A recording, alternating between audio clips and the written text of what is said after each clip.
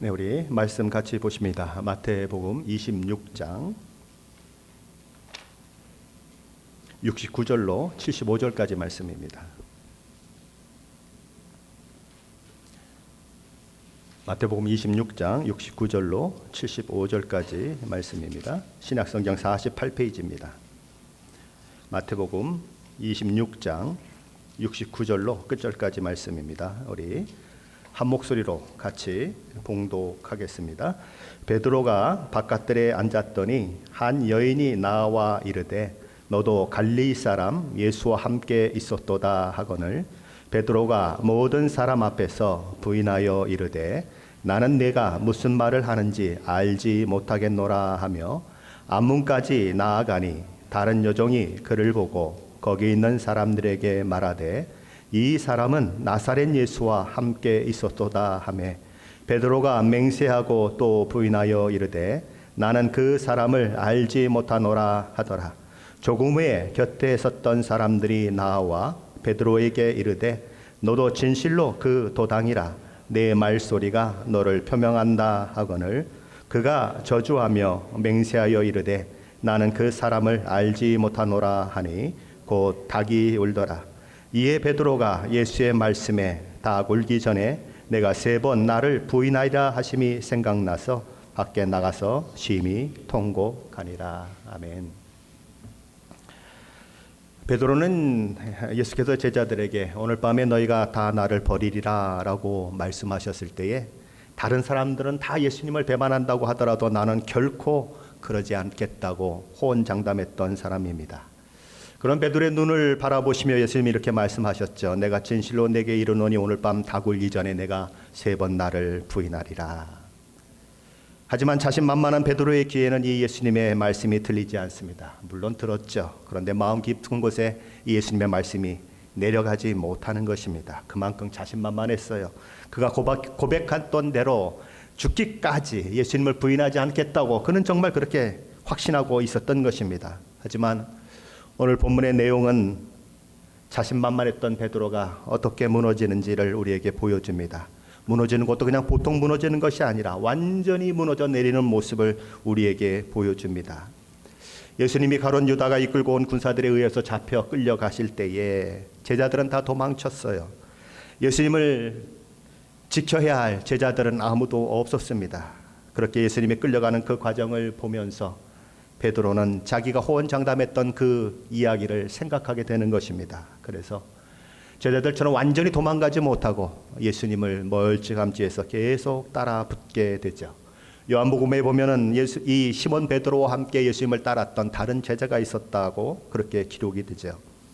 베드로는 바깥들에서 앉아서 안에서 일어나는 일에 촉각을 곤두세우고 있습니다. 대제사장의 그 관저에서 일어나는 일들을 바라보고 있는 거죠. 다른 사람이 자신을 알아보지 못하도록 잔뜩 몸을 웅크린 채 마치 예수님과 상관이 없는 사람인 양 행세하면서 초조함, 두려움을 가지고 그렇게 채 바깥들에 앉아 있는 것입니다. 근데 그때 한 여종이 그를 알아보고 말합니다. 너도 갈릴리 사람 예수와 함께 있었도다. 그러자 베드로가 말하죠. 70절입니다. 베드로가 모든 사람 앞에서 부인하여 이르되 나는 내가 무슨 말을 하는지 알지 못하노라.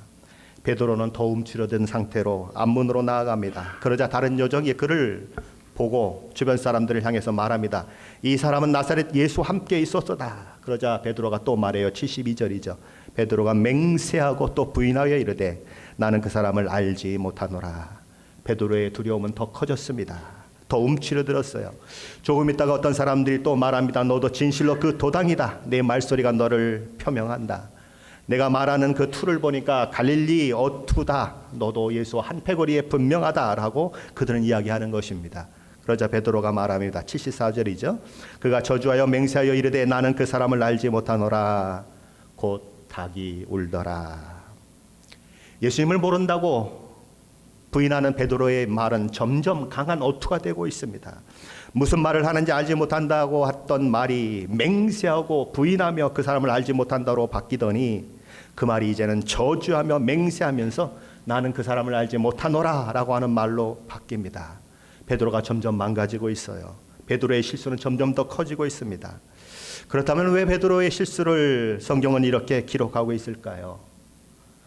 마태복음이 기록될 당시에 베드로는 대단한 사람이었습니다. 수많은 사람에게 존경을 받고 하나님을 위해서 놀랍게 사용된 그런 사람이었어요. 베드로의 그 명성에 금이 갈 만한 이 이야기가 왜 여기에 들어와 있을까요? 마가복음, 누가복음, 요한복음에도 이 베드로의 실수는 적혀 있습니다. 사복음서에 동일하게 베드로의 실수가 적혀 있어요. 사복음서에 동일한 사건이 기록된 것들은 손에 꼽을 만합니다. 제가 이렇게 살펴보니까 약 16개밖에 없어요. 16개의 사건만이 마태복음, 마가복음, 누가복음, 요한복음에 기록이 되는데 베드로의 실수가 그 중에 하나로 들어가 있다는 것입니다. 도대체 성경은 뭘 얘기하고 싶을까요? 베드로의 그 부인하는 모습을 통해서 성경이 이야기하고 싶은 것은 기독교의 복음이 무엇이냐는 거예요. 기독교의 메시지가 무엇이냐를 보여주고 싶으신 것입니다. 세상은 성공신화를 써내려가는 사람들의 이야기로 넘쳐나요. 부자 된 사람들, 하버드 대학에 합격한 사람들, 수능 만점 맞은 사람들의 이야기가 넘쳐납니다. 세상은 성공이 최고라고 말해요. 그리고 실패는 나쁜 것이고 실패는 어리석은 것이고 바보 같은 사람이나 범하는 것으로 치부합니다. 그래서 부모들은 자녀들을 닥달해요. 공부 열심히 해서 좋은 대학에 가야 하고 너는 할 수 있어, 너는 성공할 수 있어 그러며 자녀들의 등을 밀어내지요. 하지만 성경은 오늘 베드로의 경우처럼 실패한 이야기를 가감없이 전합니다. 이스라엘의 가장 위대한 왕이었던 다윗의 그 실수도 가감없이 이야기합니다. 성경은 실패는 바보나 어리석은 사람이 범하는 것이 아니라고 말합니다. 보통 사람들이 보통으로 범할 수 있는 것이 실패다라고 말합니다. 성경은 베드로의 이야기가 그러므로 다른 사람의 이야기가 아니라 저와 여러분의 이야기라고 말하는 것입니다. 성경은 실패하지 말라고 말하지 않습니다. 오히려 하나님께서는 실패한 자를 어떻게 세우는지를 보라고 말씀하세요. 우리 주님은 베드로가 실패할 것을 미리 말씀하셨지만 그렇다고 해서 베드로의 실패를 막아주시지는 않았다는 것을 우리는 기억해야 합니다. 베드로가 자신만만하고 예수님은 그가 실수할 것, 실패할 것을 알고 있었지만 그를 막지 않으시고 그가 실패하도록 놔두십니다. 베드로는 자기는 다른 사람과 다르다고 생각했어요. 그러나 그의 생각은 실제 상황에서 철저히 무너져 내리죠. 거짓말장이라서 그런 것이 아닙니다. 허풍장이라서 그런 것이 아니에요. 정말 그러고 싶었는데 그러지 못하는 자기 모습이 거기에 나타나고 있는 거죠. 실패하고 무너지고 나서야 아하, 내가 별거 아니구나, 그 사실을 알게 되는 것입니다. 내가 다 울기 전에 3번 나를 부인하리라고 하시는 그 말씀이, 그 예수님의 말씀이 그 가슴을 치고 마치 망치로 때리듯이 힘껏 내리쳤던 때에는 자신만만할 때가 아니에요. 당당할 때가 아니에요.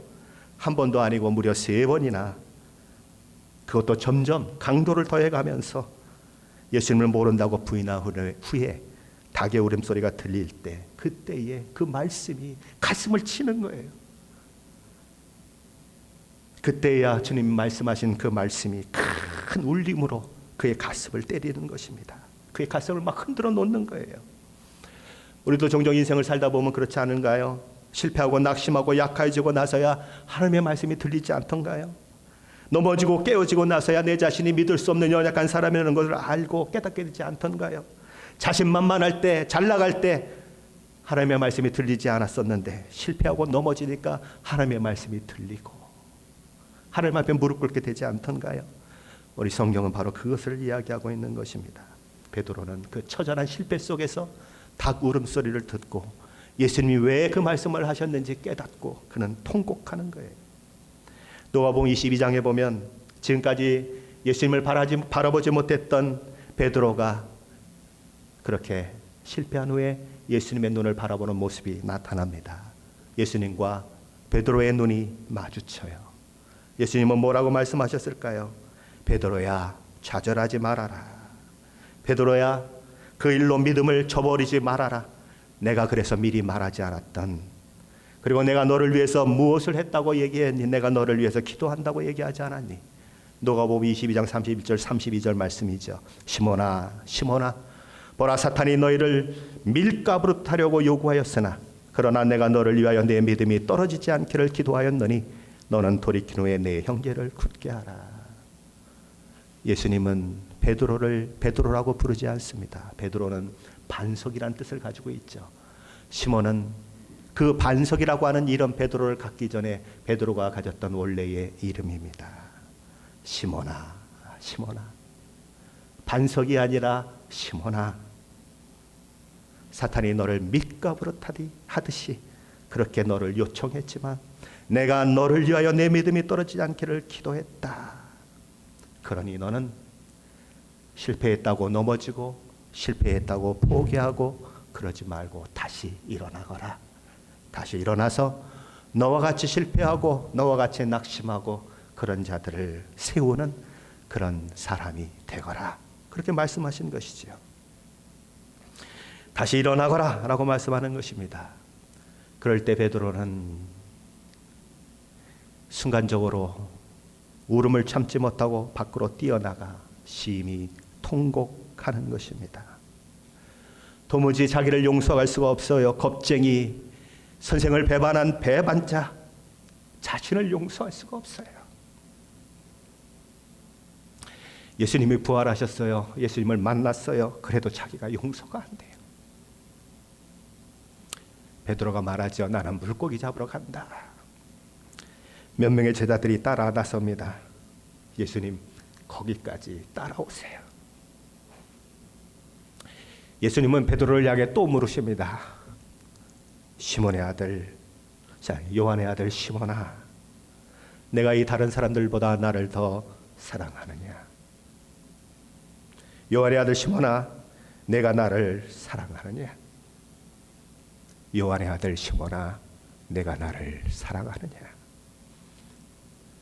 예수님을 3번 부인했던 베드로에게 예수님은 3번 똑같은 질문을 하십니다.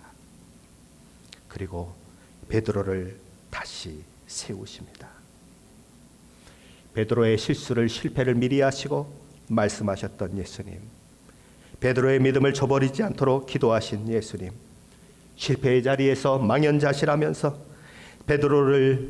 그런 베드로를 궁일의 눈으로 바라보신 예수님, 여전히 자신을 용서하지 못하고 처절한 좌절감과 실패감에 있는 베드로, 그를 찾아와서 예수님은 3번씩이나 그의 마음을 확인하시며 베드로의 마음을 어루만지시고 예수님으로 인해서 이 베드로는 그 실패와 그 좌절을 넘어서게 되는 것입니다. 그리고 회복을 경험하는 거죠.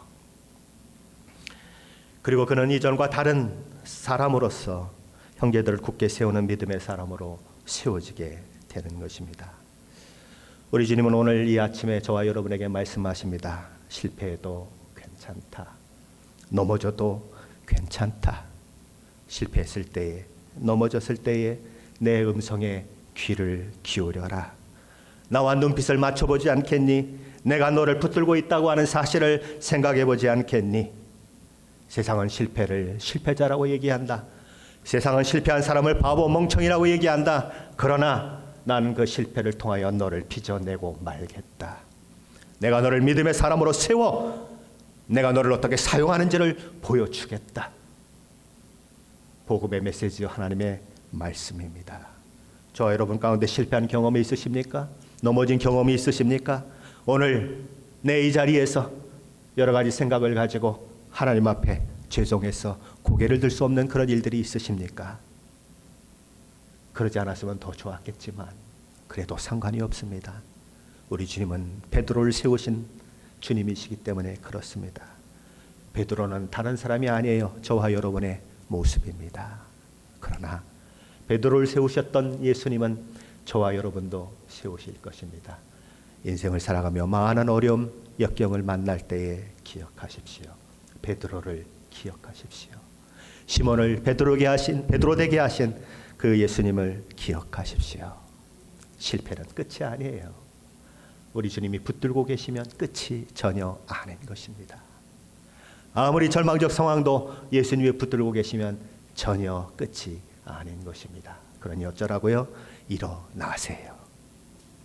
우리 주님은 이렇게 말씀하십니다. 내 아들아 딸아 일어나 함께 가자. 내가 내 손을 잡고 가리라. 일어나거라 함께 가자라고 말씀하십니다. 일어나십시오. 그리고 주님의 손을 잡고 오늘도 믿음의 길을 걸어가시는 저와 여러분이 되시기를 예수 그리스도 이름으로 간절히 축원합니다.